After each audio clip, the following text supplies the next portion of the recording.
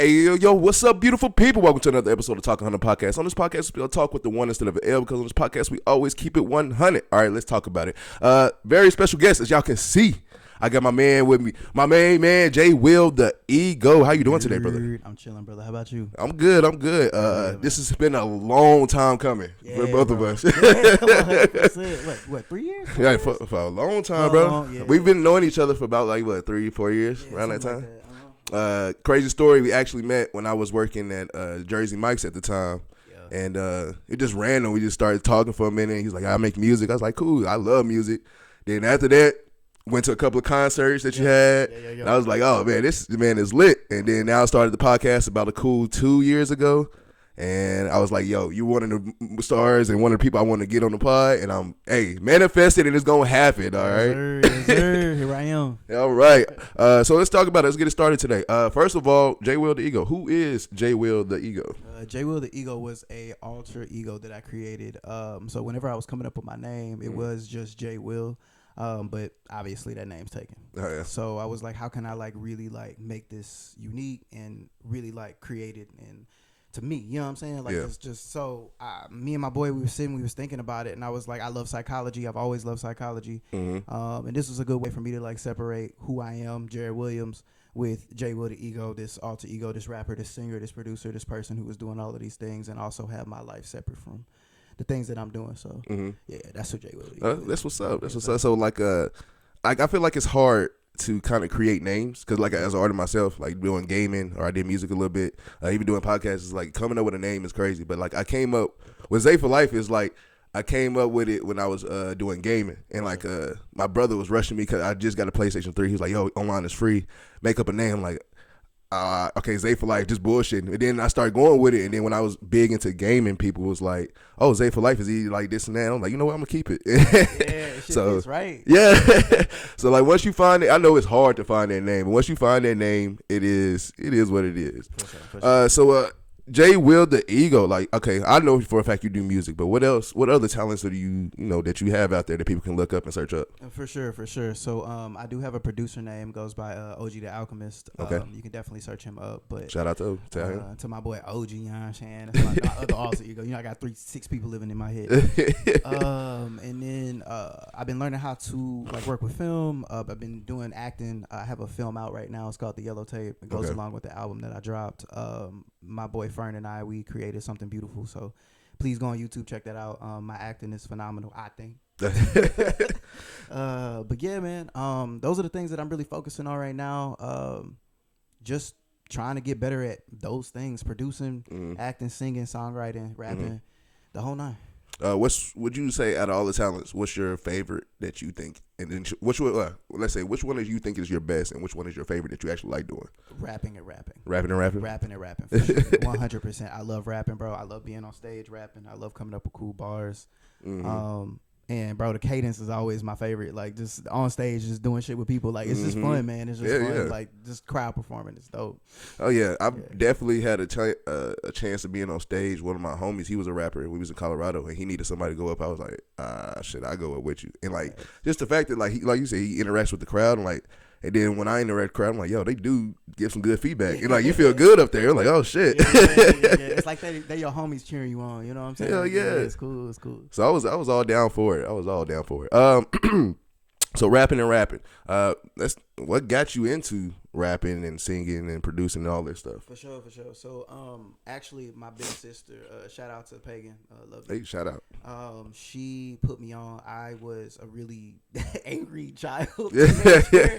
I feel that. I would just lash out, shit, just on my moms, on my people, and I didn't want to be like that no more. And I would talk to my sister about it all the time, and she just thought that I needed an outlet, and so she brought me. I don't know if y'all know what this is, but Mixcraft. It's a DAW, old ass DAW. I don't even think they make Mixcraft anymore, but I was using Mixcraft. I would find beats on YouTube, and her and I would just get together. We would make stuff. We did a makeshift studio in my mom's second bedroom closet, and we made it work. We put blankets up, the whole nine.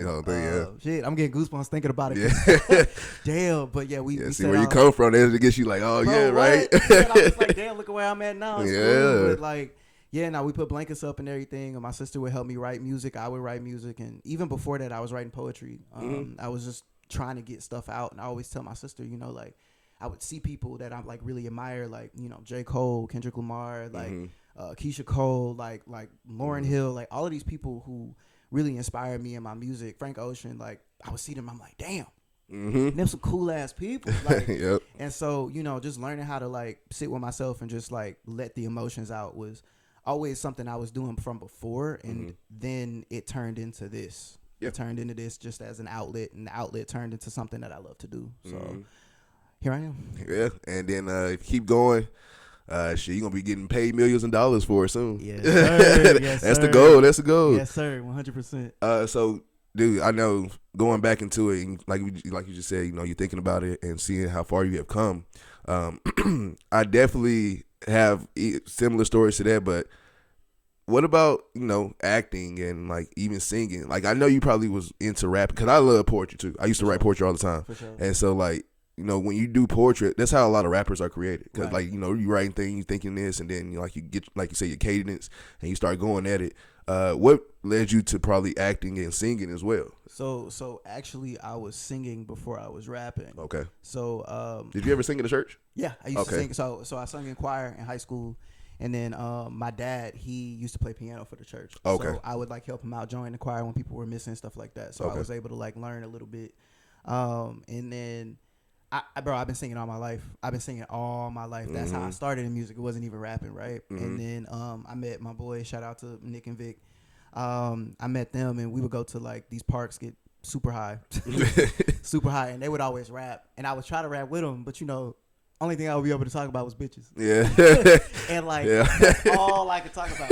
And so they would like cap on me because that's all I could really spit. And so I made it a point to like try to get better, to try to like really like hone the craft. And it turned into something that I really enjoyed, like just freestyling with them for hours on end, bro. Like we'd be at parks after dark for 3, 4, 5 hours until the sun comes up, just rapping, just like freestyling, just having a good time. And like that's what's up. It was love, bro. It was love. And then as far as acting goes, man, honestly, I'm just now getting into that bag.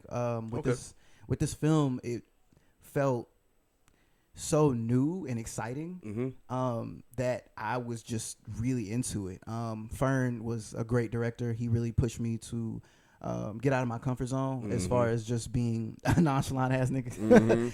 And so just really putting my acting cap on. So that's what's up. Yeah. That's kind of how I got into acting, and it's been a journey, dude. I've been really enjoying it. Really? Yeah. I've been doing like a lot of background acting gigs and stuff with like Michael Drug casting.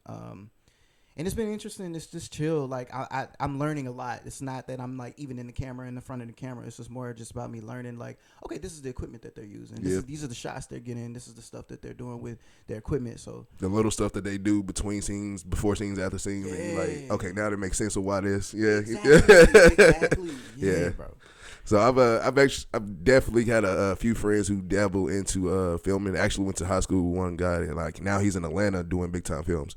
And so like seeing that, and especially like, you know, with multiple talents, you know, you kind of, if you're stuck with one talent, you don't see the ins and outs of the other talents. Right. And so adventuring that and then dabble into it, you know, you kind of learn a lot. And then you be satisfied with what you can do. Like you said, your director helps you kind of open up and get out of your comfort zone. And it's like we need people like that in our lives, because like, you know, being stuck in your own way can kind of hurt you a little bit. I agree. I think even like with rapping, like I was just singing, like I told you, and like my homies helped me step out of my comfort zone and like try rapping and then try to do better at rapping. And now I got to a point where I feel like I'm at a point where I'm mastering the craft. I'm not gonna say I mastered it, because shit, I got a lot of work to do, but I feel like I'm mastering it and I'm learning to really love it and just the journey of it all, you know. So I agree. Hey, I tell you, as a person who listens to music, and I got a lot of friends that I got their music. I even got my own playlist for either music I made or friends or people that I know. And definitely your tracks has come on, and everybody's like, "Hey, who's this rapping or who's this singing?" I'm like, "Dude, my wife will be home actually soon, but my wife loves you." She's like, "I love this song," and this is it. It's like that's love. So I definitely I vouch for you. Say I think you, I like you say, I ain't gonna say mastered, but I think you one of the top. You can compete. Thank you, man. But let's step into the world of music. What was your first project that you had released? Professionally, my first project was called Ego Death. Okay. It's still out right now. I produced, mixed, and mastered that whole thing. You could definitely hear it's my first time. Yeah. A lot of the tracks were different volumes. My vocals were ass mixed, but I learned a lot in that process. And man, I had so much fun. It was something new that I was learning. So when everything happened, I was using a HP laptop that barely worked.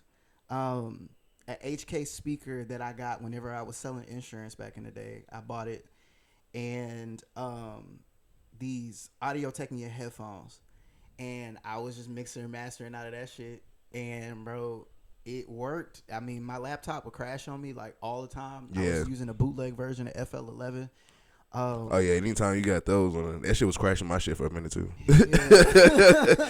I'll be mad. It was. I'm telling you, I would be saving every 5 minutes because I'm not about to lose this track. Like I'm not. Please don't. but dude, like I'm telling you, hours and hours and hours of just sitting. It was during COVID, so like I had the time to like sit. Or COVID was coming, so like jobs were shutting down. Like I was, we were starting to get the stimulus checks and shit. So I used that time to just really sit down and like hone, bro. Go in. Like I tried to do the Russ method and do like a song a week for a while. I was dropping just songs after song after song after song after song. And my boy, shout out to Tony22. He is the one who taught me how to produce. So I sat with him whenever so when I met this give you some context. All right. When I met this dude, I was working at this restaurant called Craft Grill, and I had met his brother's girlfriend. Okay. She was real cool, super sweet, super bubbly. Her name's JoJo, super sweet. And she introduced me to my boy Tony and her boyfriend. And we were just sitting, just chilling, having a good time. We were freestyling, of course. He could actually freestyle. And I was like, damn, you could rap. I was like, you're good. I was like, do you make music? And when people say they make music, I hear them, but I'm like, do you make music? Like, And he was like, yeah, let me go get my laptop real quick. He goes to gets his laptop. He pulls up his DAW, and I'm like, nigga, you make beats? And he's like, yeah. And I'm like, can you teach me? He was like, fuck yeah, I can teach you. And so he was just pulling up a bunch of his beats that he made, and we just freestyled for like hours. Damn. Just ended up becoming my best friend like in that day. Right? Yeah, that's what happened. Yeah, bro. I was coming over there like every other day, just learning from him, learning how to produce, figuring shit out. We would make tracks together. We have a lot of tracks out together, a whole EP out together. That's my boy. That's my boy for sure. And then from there, man, I just tried to take it under my own wing and just learn how to do this shit myself. So hell yeah. Yeah, bro.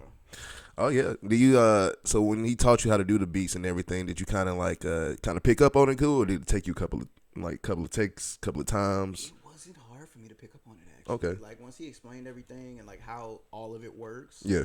Don't get me wrong. I think there's a lot more for me to learn. Oh yeah, of course. And I feel like in the world of producing, like you can't really like. It's no cap. Like you can really just kind of keep going. It's all kinds of plugins you can get. So there's always something else out there that you can find something new to do. 100%, 100%. And I think definitely in this case it was the same situation. And so I picked up on it really quickly. I learned how to use like the basics really quickly.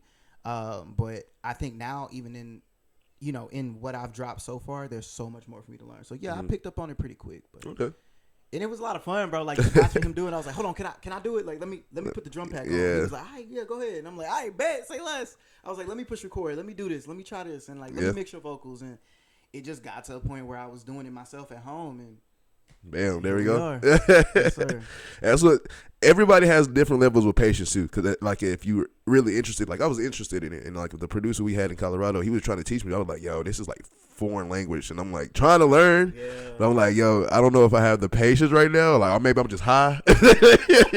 That'll do it. That'll do it. Like we be drinking, like in the studio times we had, like we be drinking and smoking, so we be chilling, and then by the time it's like, "Hey, you want to learn this?" Like, I don't know, but we'll try it out. But no, that's interesting. That's cool as fuck. I actually like that. So making beats. Now, after you started learning and make beats, you started making really your own beats for your own songs? Yeah, so actually everything that I've dropped so far has been my own beats. The only ones that I haven't dropped that aren't mine is No Cap, which I think has been taken down, and Rockets. and those are the first 2 songs that I dropped when I was coming out. But Ego Death is on me. Nice. Unemployment is on me. The Alter Ego of a Gemini is on me. All those EPs are on me. And this last one that I dropped, the Yellow Tape, it's on me. Oh, you damn, that's what's up, bro. Yeah, man. I had my boy Fern do some backgrounds on Toxic, and that definitely needed those backgrounds. But yeah, bro, it's just me. Did you? And so and you can tell because as you do it more, and you get better, you kind of hear all your mistakes in your first one. And so that's why I kind of laugh when you like, it was this and that, like, but you'd be surprised at how many people love it though. Yeah. You like, no, this is the best one. I'm like, this same thing I say about me, or even my first kind of videos I did with my podcast. They were like, oh, this was good. And I'm like, I forgot I did that one. I'm saying, I had a homie that found me when I first started doing Ego Death. He came to me when I dropped Yellow Tape. He's just like a really big fan, and he was like, bro, listening to Ego Death and then listening to the Yellow Tapes, I hear it. Like he's been riding with me, like rocking with me since. That's what's up. And it's just like, I go back and listen to it now. I'm like, what the fuck was I doing? I was like, what was this mix? But like, I didn't know shit. You didn't know it, yeah. You know, but now, like, taking from those mistakes and like applying them to the different, my different albums, like, and just learning from those. Hell yeah. Yeah, bro, you just get better every single time. You just got to practice the craft. It was a podcast I was listening to. I was actually talking to this with Fern. I was just saying, like, we have to continue to practice. You have to. If you don't practice what you want to be, you'll never be it. Exactly. And you have to live in that. Like, you have to be that. Like, you can't just say, oh, I want to do this. Nah, like, to everybody that's listening to this podcast, like, if you want to do something, practice that shit every single day. Every day. Every day. And if you can't do it every day, then fucking do it every other day. But, like, just keep practicing that shit, and you're going to end up being it. Like, the universe hears you. God hears you, whatever you believe in. I don't know what you believe in. Yeah. But it's gonna manifest for you for sure. Hell yeah. And then also to add to that, don't be afraid to put out whatever. Like, don't gatekeep your songs, don't gatekeep your videos. Yes. As people now that I talk to that see me do a podcast, I'm like, oh, I got this and I'm starting this and I got my perfect camera, this and that, and they've been talking to me about 2 months about it. I'm like, yo, just drop an episode. Like, because that's how you get better. Like, if you drop it, you can see how it looks, and like, just drop it and keep going. And I think that's the thing too. Like that's what people do who you want to be like. They started off, I mean, these people, Jay Shetty, like, for instance, I was listening to his backstory. This motherfucker was using an iPhone camera, and he had his buddies help him. Like, yeah, his situation is different than yours, but like, everybody's situation is different, bro. Like, you don't know where people started. A lot of times people don't even talk about where they started because they're ashamed of it. Just do it. Just drop it. Just put it out. It's fine. It's fine. Just do it. A lot of people just be scared, scared of the reaction, scared of the feedback, and most likely, I ain't gonna lie, there's a lot of people that I know too that like they don't want to say it out loud. But, you're scared of the people and the fans because, like, in the world we live in with social media, anybody can say whatever they want to. For sure. And they can probably try to hurt you. They probably will hurt you with words, and I get that, but man, you got to run past that. Bro, because it don't matter. Like, any criticism is good criticism. I love criticism. I'll be one of the ones. I'm crazy as hell when I say, like, I look for the bad comments and I look for the hateful ones. Yeah. I go there, I'm looking like, oh, this is real nice. All right, cool. You don't need to be doing podcasts. All right, so why do I need to be doing podcasts? Tell me why. Tell me why. Because I'm definitely spreading some good positive messages. What? Come on, man. The best one I love the most, and insult I guess that I love the most is like make podcast equipment expensive. What does that mean? Like, what are you even saying? Like, what are you talking about, bro? It'd be funny as hell. But I look for those, and a lot of people can't handle that criticism. A lot of people can't really just go through it knowing that, they start second guessing themselves. But like you said, man, hey, practice the shit. But not only practice it, man, go showcase it. Because you can only know what you need to get better at when you hear it out loud, when other people hear it and give you feedback. That's what it's about. So you are from Texas, right? Yes. From Austin, Texas? I'm from Houston. Houston? Yeah. Okay. Ooh, how's that? Okay. I wouldn't say I'm from Houston. I'm from, because I tell people this all the time, I'm not from Houston proper. I just say I'm from Houston because it's just easier to say. I am from a very, very small town northeast of Willis, Texas, called Cold Spring, Texas. Okay. Super country. Ain't really nothing out there. My grandparents still live out there. They've been living out there all their whole life. They got land out there. I go visit them from time to time. But I tell people I'm from Houston because it's just easier because niggas do not know Cold Spring, Texas. But it's right there by Houston, right? It's 45, almost an hour and 15 it's the minutes. Same. I guess you could say that. It's Houston. Dude, I mean, because like living here is the same thing because like, you know, it's Austin, then you got Pflugerville, Maynard. I say it's all Austin. So being from Tennessee, you got Memphis, but Memphis, you got Orange Mound, you got Georgetown, you got all these other ones. I'll be like, yo, this Memphis. It's the same shit. It's the same shit. So even if you 40 minutes, it's still Memphis. It's right there. Yeah. Cause that's where you end up going. Yep. To pass by, you end up in Memphis somehow, or you passing by. It's like, what the hell? But yeah, I'm with that. But talk about your upbringing in Texas. How was it? How was it growing up in Texas? Yeah, hot as fuck. As fuck. Well, so like I said, I grew up in a really small town, so everybody knew everybody where I was from. So when I was younger, that's kind of how it was. You know, you wanted to be the football player, you wanted to be the jock, you wanted to do all of these things that normal small town high schools and junior highs and elementary schools do. My mom, we moved around a lot.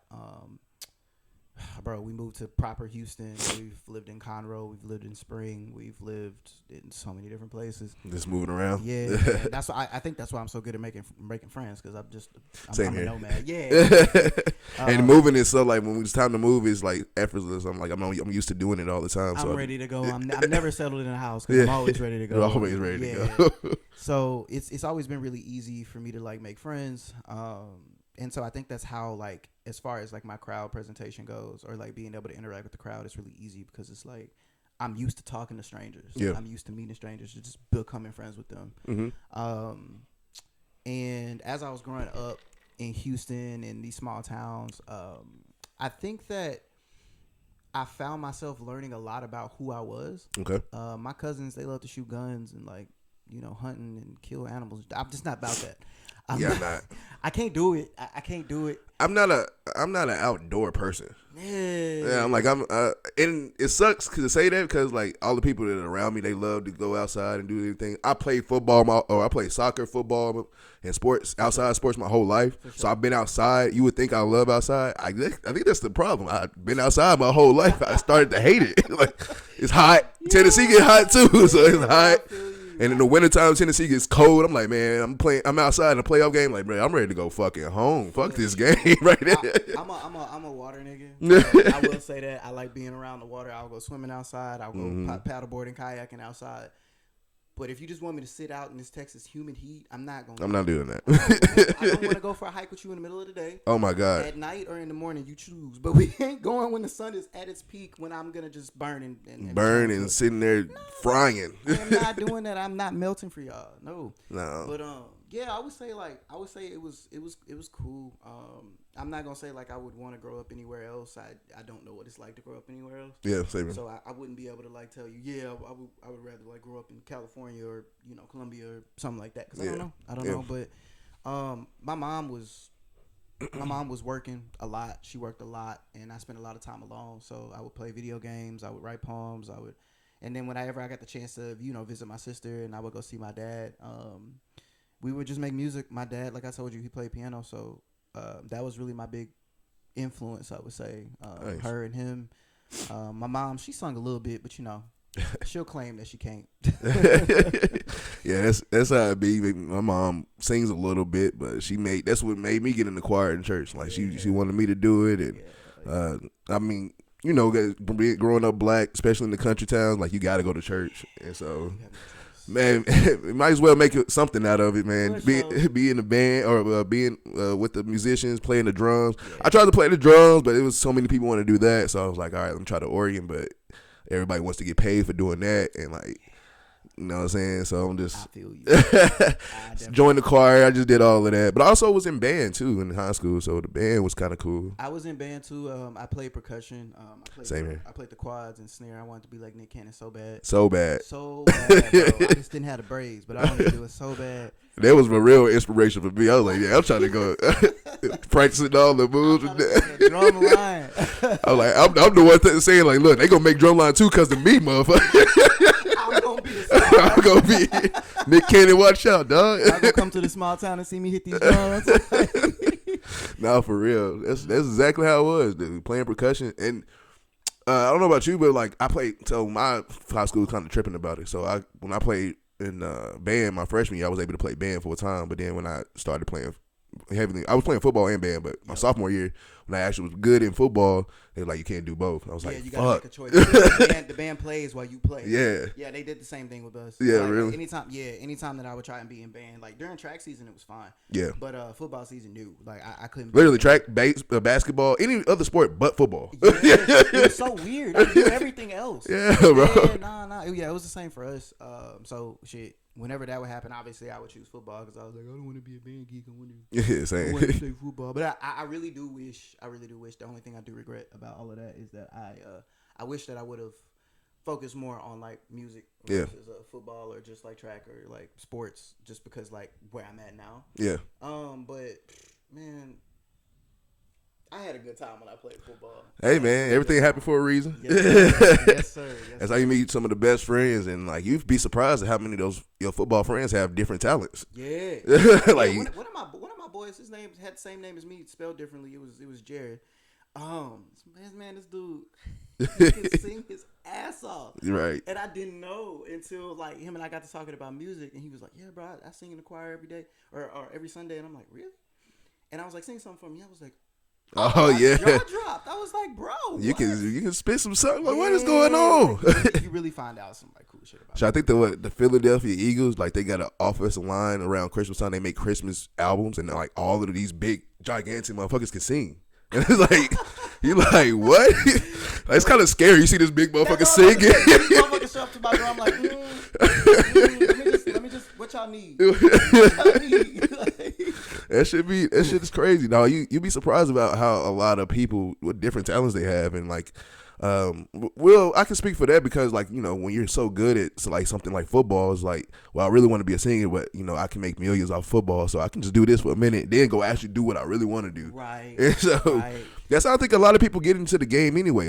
You see a lot of times, a lot of your rappers who came in as rappers, now they're doing like techno music or country music. It's like that's really what they wanted to do, but they got popular for rap.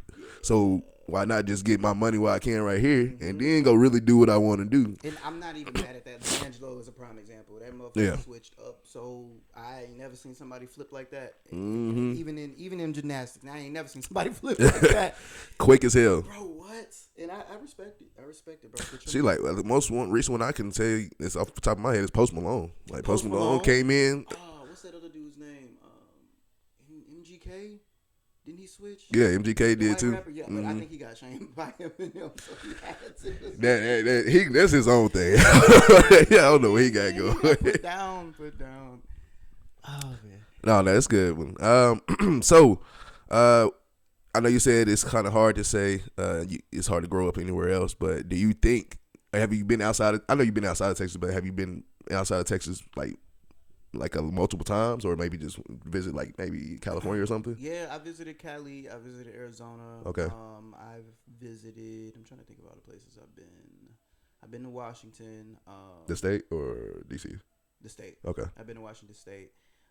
Florida, of course. Northern Florida. I didn't go to Miami. All right. Like everybody else. Hey, I'm scared, but I want to go to Miami so bad. I want to go just for the plot, but like, I'm probably gonna stay for like 2 days. Too many people down there. It's too many people. But yeah, I've just visited mostly like southern states, New Mexico. Okay. I guess if I could say that I'd live somewhere else, it would probably be maybe Arizona. I think Arizona is absolutely beautiful, or anywhere in Arizona, to be honest. Mm-hmm. Or I'd really like to stay in Compton. I go visit my great aunt Steen in Compton every other like Thanksgiving with my dad, and I would love to live out there, bro. Yeah. It was just nice. It was really nice. I mean, I don't know if it's just because of my aunt Steen and her vibes, but it's just like being out in Cali, seeing the palm trees, the weather, like the sun, man. It's nice. It's really nice. Like I see what they mean when, you know, Cali niggas talk about how much they love Cali. Like, yeah. I get it. Oh, dude, it's people from Cali, people from Florida, and people from Texas. Like they talk about those states like no other. Yeah. And so, yeah, I have never actually visited Cali like that, but I had to do a layover because we was going to Vegas, so we had to do a layover in Long Beach. And even then, we had Long Beach. I'm like, damn, like this is a vibe. We got palm trees at the airport, and then Long Beach. Now I see why Snoop Dogg is like Snoop Dogg, cause like we was at the airport. I'm like, damn, these is some niggas in this airport. Niggas everywhere in Cali. Niggas everywhere. And it was my vibe. I actually liked it. It was kind of cool. But yeah, I've heard actually great things about Arizona too. Like everybody that talks about Arizona, they say they love it from Phoenix all the way to Scottsdale. Yeah. So like everybody talks about it good, and so that's the one place I do want to visit is Arizona. Yeah, you should go, bro. I would say like go to like Tempe.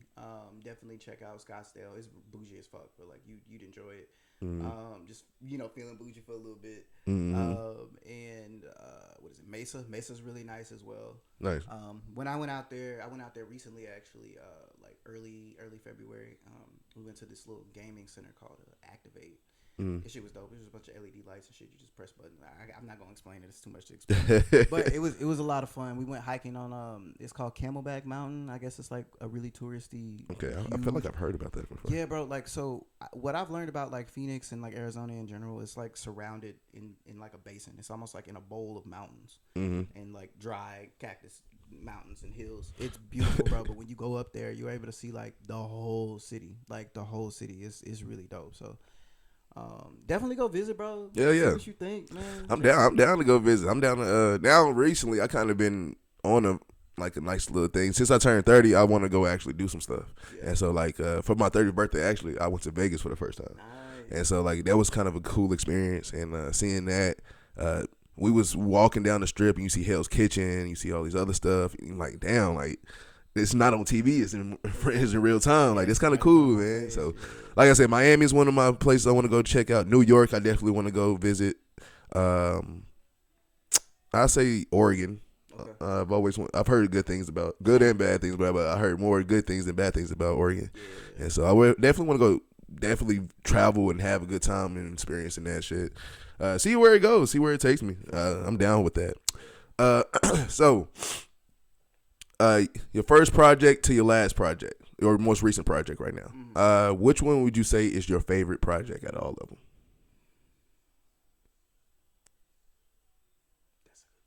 That's a good question. I would say it's between my last project, The Alter Ego of a Gemini, and damn, that's hard. Cause you have a lot of good ones. I ain't gonna lie. Thank you, bro. I really appreciate Cause that. I get. Okay. Scratch that. I would say it's between the Yellow Tapes and Unemployment. Okay. I loved Unemployment because again that was during COVID era, and I was having a blast, nigga. Yeah. I was enjoying myself. I was high all the time. Yeah. I was drinking with my friends on a regular basis. Those songs came from a very like light-hearted, fun place. Mm-hmm. I think the Yellow Tapes is a little bit more. I guess I would say serious-ish. I had a lot of fun making that as well. But it's just me putting it together, and then also with this film, it's so new and so interesting to me. Mm-hmm. Just having a film to go along with my album. I want to do that again. Like I want to recreate that again. I want to have that vibe one more time. So I think I would say. It's between those two. Those two? Yeah. Okay, that's what's up. So I actually had this question thrown to me. It was a couple of times. Me and my homie Adrian, who's here, he was asking me because talking about us making music when we was in Colorado. Same thing. It was during COVID. Got the stimulus check. He was like, "Shit, let's just buy." I got this computer. I got equipment, and we just started doing some bullshit. For sure. And I stood in our house, high all the time, drinking and shit. Yeah. And then he was like, "So what?"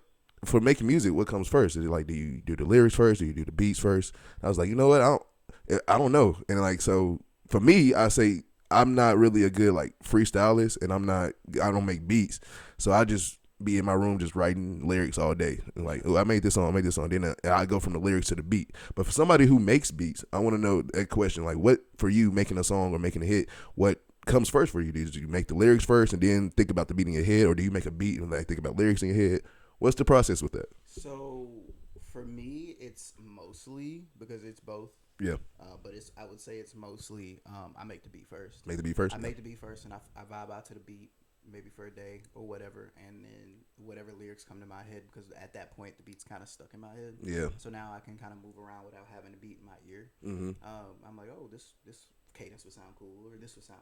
And a lot of times, bro, when I'm in the stew, like I'm mumbling shit. I'm like, yeah. and I'm like, oh, what words would sound cool with this? Okay, like what do I want to make the song about?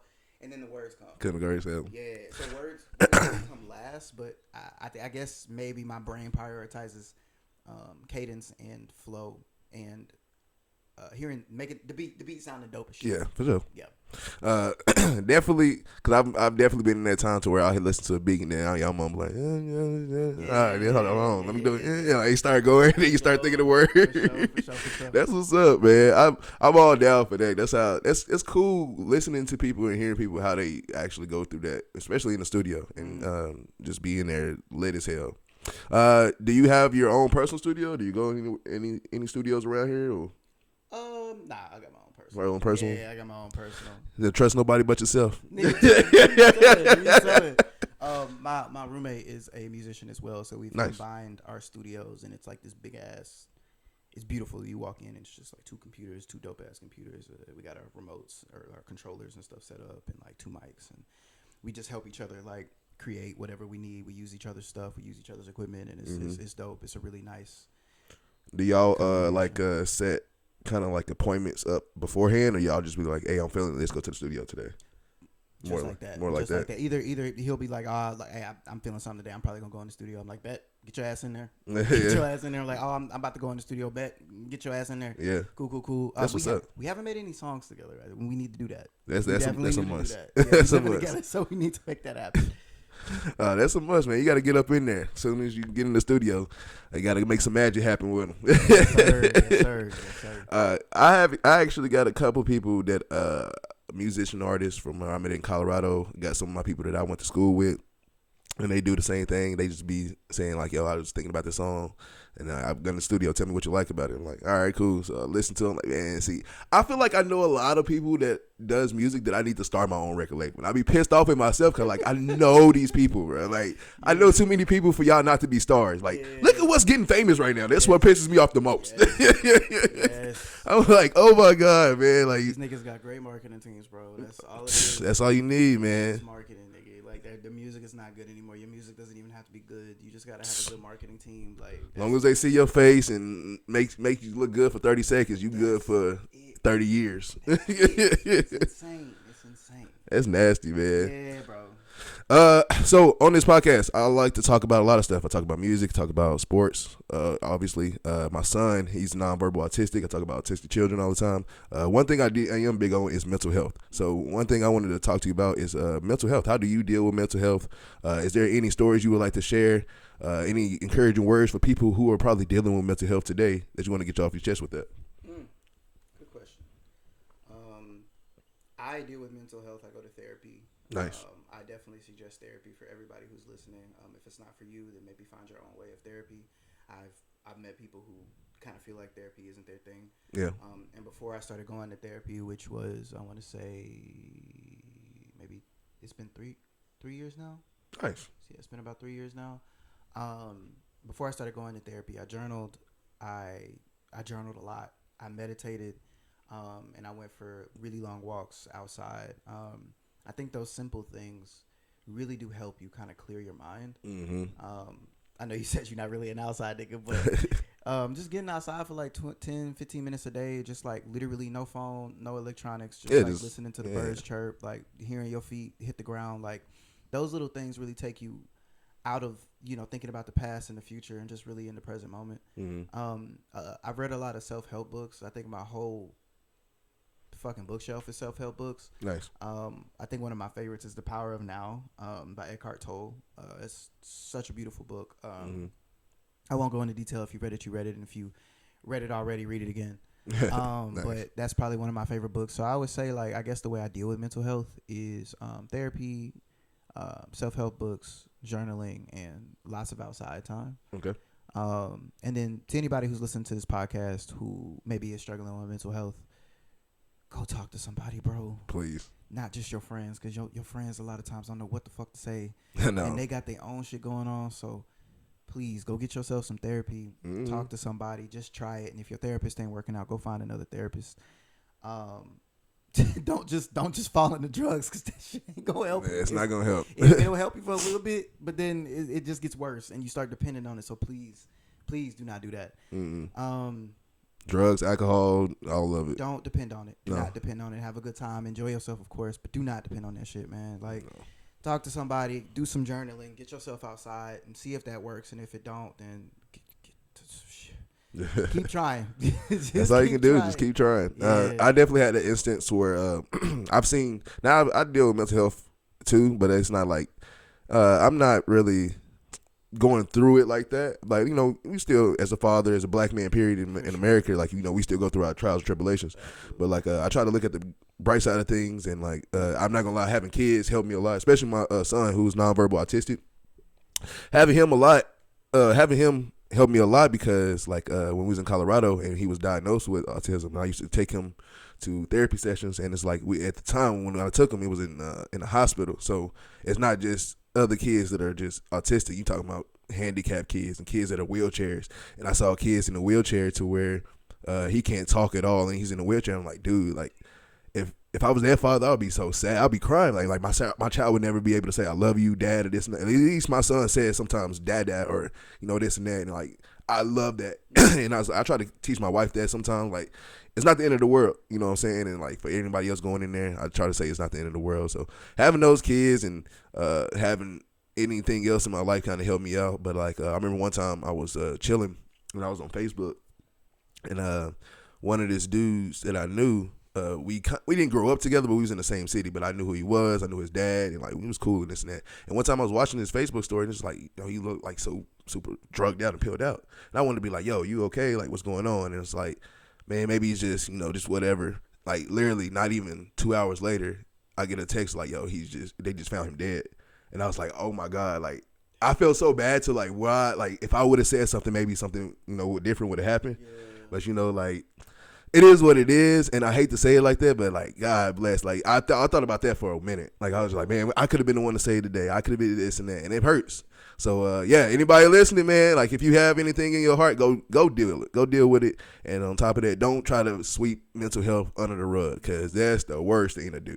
When you lose somebody that you at least know, or anybody that you're close to something like that, man, it's heartbreaking. Yeah, and then Actually, him and my little cousin, they was kind of close because they knew each other too. And like her crying about it, I was like, damn, like I could have saved him. I could save you from crying. Like I felt guilty. Like I should have did something. You know what I'm saying? But unfortunately, that happens more times than none than we know. You know what I'm saying? So if y'all out there, man, mental health is important. I always preach that to everybody. Mental health is important, very important. So don't be afraid to go to that therapist. Don't be afraid to get that help. If anybody makes fun of you for going to therapy, you can punch them in the face. They deserve to get punched in the face or push down some stairs. In the face, push down some stairs. Fuck them people. Fuck them people, man. They need some therapy. For real, ASAP. So let's let them to move before we head out to who out there. I know you named a couple of people from Keisha Coles to everybody else, Frank Ocean.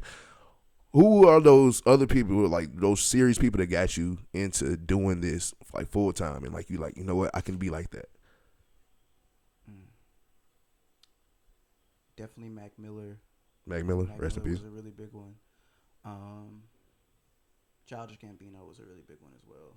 Childish Gambino was a big inspiration because he obviously is acting and directing. Yes. So Childish Gambino for sure.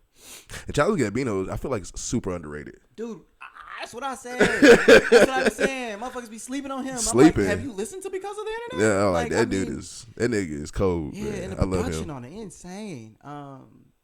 And I would probably say Chance the Rapper was one of the big ones too. Okay. Chance the Rapper was one of the big ones too.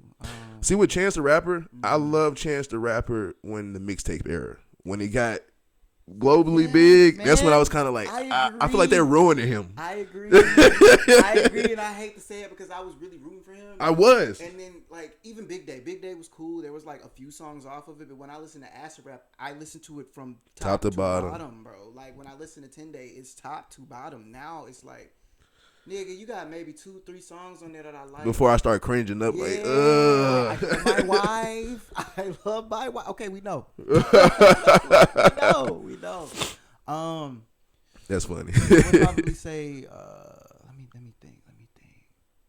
Travis Scott before the whole Astro World thing. Yeah, for sure. He was really close to me as far as Houston goes. Like location, not like I knew that nigga. Yeah. Yeah, I think that's all I can think of. Frank Ocean, of course. Like Frank Ocean was definitely my idol. Like I want to be, if I could, be the next Frank Ocean. But that shit. Frank Ocean, it's a lot of shoes to fill. Yeah, that's what I'm saying.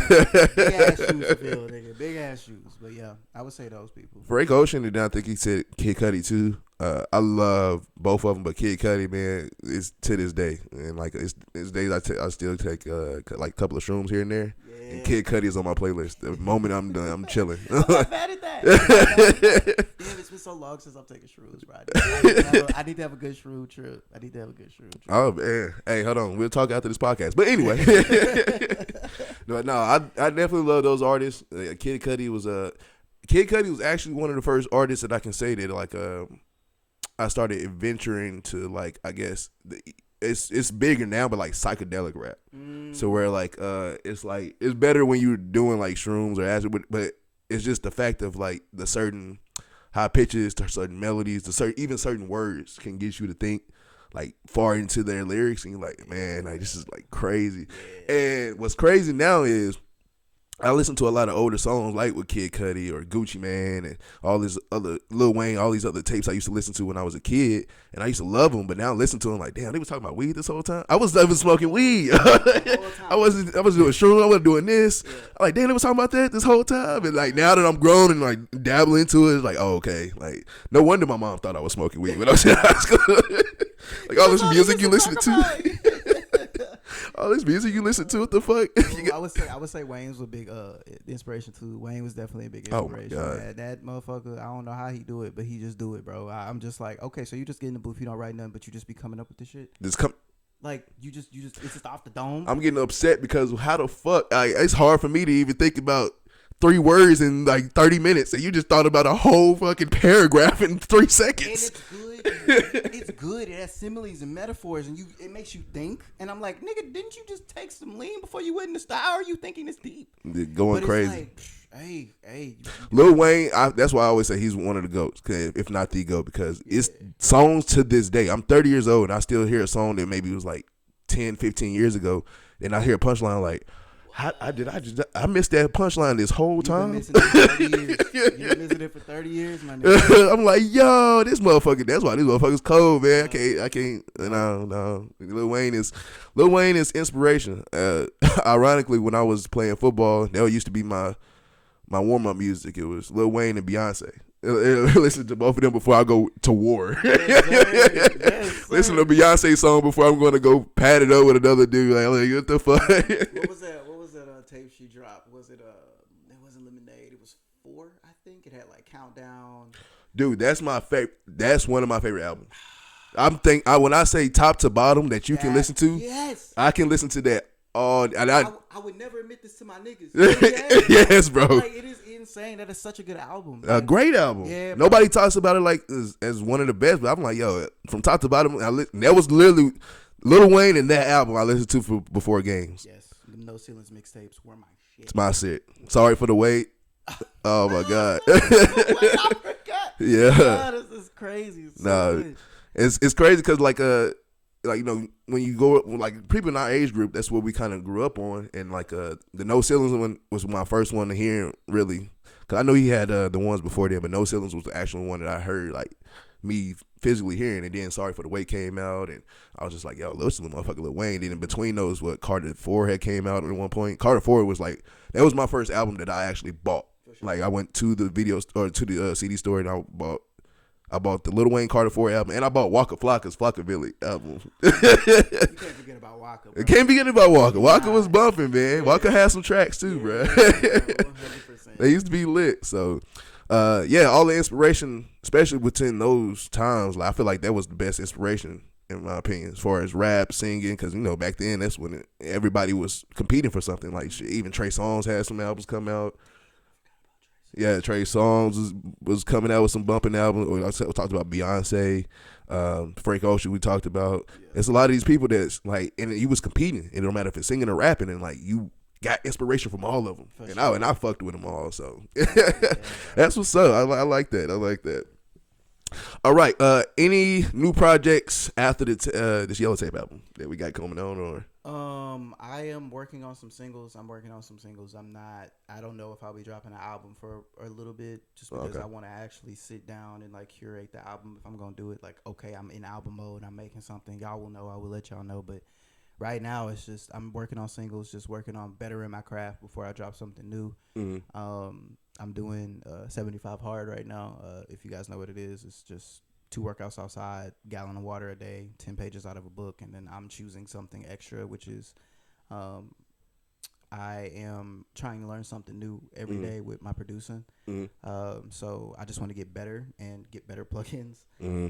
So this next album, I really wanted to be nice and full with the next drop when I get ready to drop an album. So it's just gonna be singles for now. The singles? Okay. Yeah, I'm working on some stuff. My nephew, he makes music, so he sent me a track. I'm working on that, and nice. then, like I said, just release singles right now and features. Nice. Singles and features till you get the next album. So how do you like? That's a question I've always wanted to ask. How do you get into, I guess, that album mode? Like, how do you know, like, is it like certain songs that you put together for the album, or is it like you kind of come to you and you put it on the album? Like, how do you get into that album mode? For me, I need to be okay. So I would say that, like, as I'm dropping or as I'm making music, I'm listening to like the vibe of what I'm dropping, right? So, say this year I make 8, 9 songs, right? But I don't drop anything. I'm gonna take those 8 or 9 songs and I'm gonna listen to them together and see what they sound like. Okay.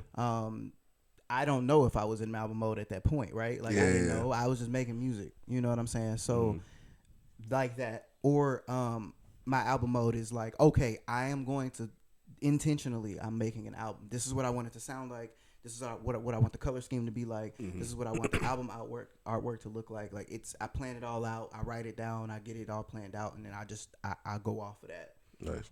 The yellow tapes. So I was getting ready to make a yellow album. It just, my computer crashed. I lost a lot of my files. Damn. So I ended up having to put, like, if you like pay attention, a lot of the songs have something yellow to do with them, like gold. Buff is a type of yellow color.